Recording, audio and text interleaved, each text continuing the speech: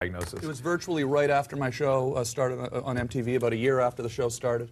I just moved to Los Angeles and got diagnosed with testicular cancer. It was pretty shocking. And then people, I know people give you a lot of grief about having one testicle, and that's sort of, and they think that's funny to give you grief about that. And here you are with a stem to stern incision.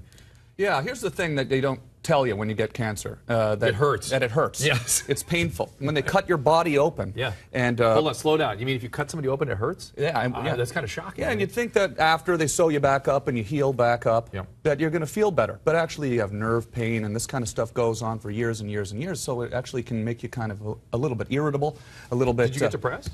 A little bit for sure, and definitely annoyed and angry and upset, because you know what happens is the first year you're thinking, okay, this is really painful, this is going to eventually go away, and then another year goes by and you're saying, well, Jesus, this is still hurting a lot. It's been 2 years now, and then someone comes up to you and says, hey, how's your ball, Tom? How's your ball? And you just, sometimes I just wasn't able to really. I wasn't able to handle that very well, to deal. It's so funny, as we're talking, and you and I have known each other for 10 years or something, and I'm flashing on something else that other people don't know about, and I'd forgotten this myself, just being here with you, just came back to my memory, was that you really had a near-death experience down in Costa Rica, too. People don't know about that. Yeah, it's funny that after going through cancer, you think, okay, well, I could have died there. Life is good. And then I go down to Costa Rica, and I got hit by a wave, got thrown off rocks onto rocks, broke 2 ribs, and was nearly killed. But you were like crawling home. Crawling home. Yeah. Yeah.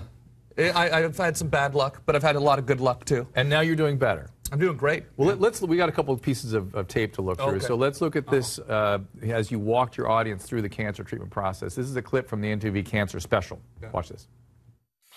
It seemed like about a week ago we were saying, how the hell are we ever going to top the Monica Lewinsky special? And then I got cancer, and it's like, bam! I need you to get undressed and put your clothes in here, put the gown on, open in the back.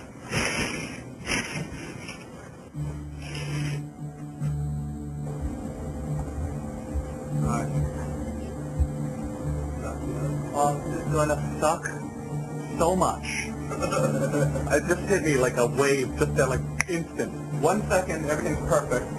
The next second, you're awake, but there's a tube going into your with a balloon in it. Do you have PTSD looking at that old footage? That's the before footage. It's surreal, really, to think that happened when it did, and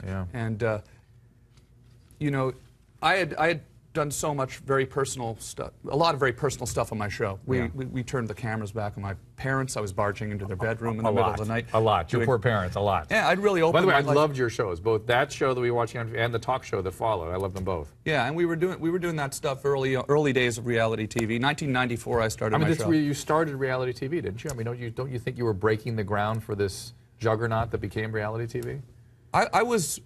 I love television. I love the David Letterman show. I love the Tonight Show. I love comedy. And I went to broadcasting school, and suddenly there were video cameras available in the mid-90s. And I thought, wow, we could go make shows ourselves. We don't have to get a TV deal, because I'll never get a TV deal. Let's just go make a show. And suddenly you're more mobile. You can go in. We would go into my parents' bedroom. We'd do all sorts of very realistic, hyper-realistic stuff, shocking, crazy stuff. And it was just sort of simply because it was available. It was possible. I wanted to do stuff that I hadn't seen on TV before. But in a way, that's the generational sort of impulse, isn't it? I mean, right now, a generation is dealing with the internet and webcams and sort of morphing that into the present-day media. It's really exciting. Yeah. And, well, you've been on the forefront of that too.